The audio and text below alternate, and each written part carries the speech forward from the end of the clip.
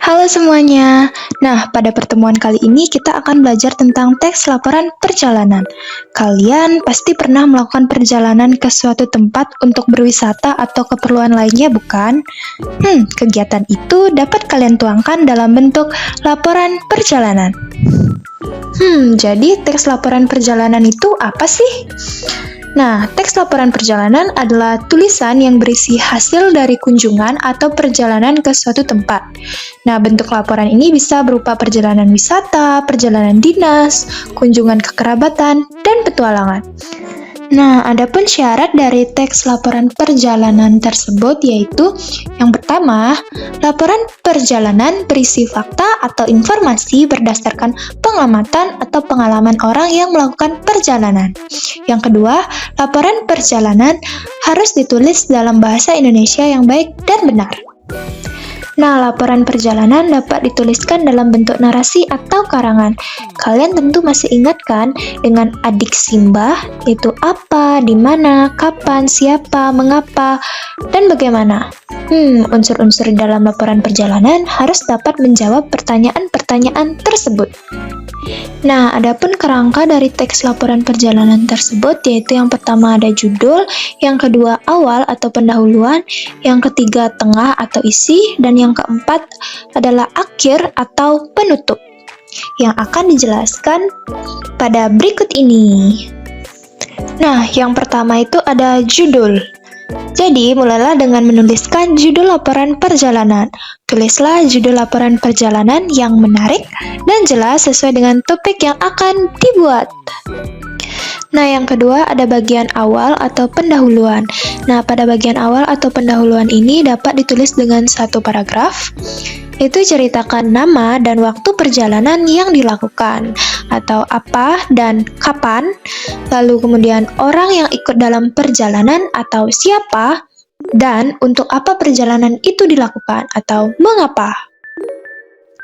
Nah, yang ketiga itu ada bagian tengah atau isi, yang mana pada bagian tengah atau isi tulislah dalam 2-3 paragraf. Ceritakan proses perjalanannya atau bagaimana. Kalian dapat menceritakan kendaraan yang digunakan, berapa lama waktu yang diperlukan, dan suasana perjalanannya. Kalau kalian mengetahui biaya-biaya dalam perjalanan tersebut, kalian juga dapat mencantumkannya. Ceritakan suka dan duka yang dialami selama perjalanan atau saat sampai di tujuan. Ceritakan pula hal-hal yang dijumpai atau dilakukan di tempat tujuan.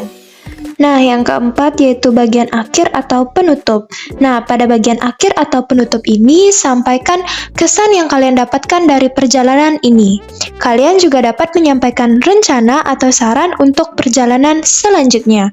Misalnya, kalau berkunjung ke tempat ini, sebaiknya membawa payung. Seperti itu. Nah, adapun contoh teks laporan perjalanan beserta strukturnya.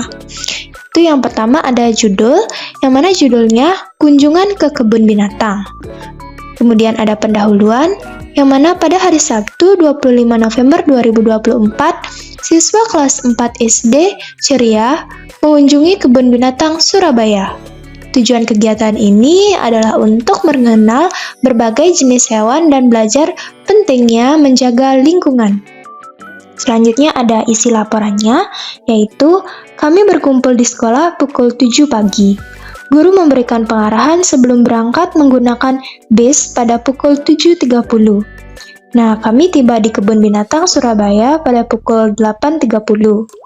Di sana, kami melihat berbagai hewan seperti gajah, harimau, ular, dan burung merak. Kami juga mendengarkan penjelasan pemandu tentang kebiasaan hidup hewan-hewan tersebut. Setelah itu, kami makan siang bersama di taman dan mengikuti kuis kecil yang seru. Nah, setelah berfoto bersama, kami pulang pukul 14.00 dan tiba di sekolah pukul 15.00. Kemudian yang terakhir ada bagian penutup, yaitu kunjungan ini memberikan pelajaran dan pengalaman menarik. Kami lebih memahami pentingnya melestarikan hewan dan lingkungan. Nah, jadi cukup sekian pembahasan kita pada kali ini tentang teks laporan perjalanan. Sampai jumpa dan terima kasih.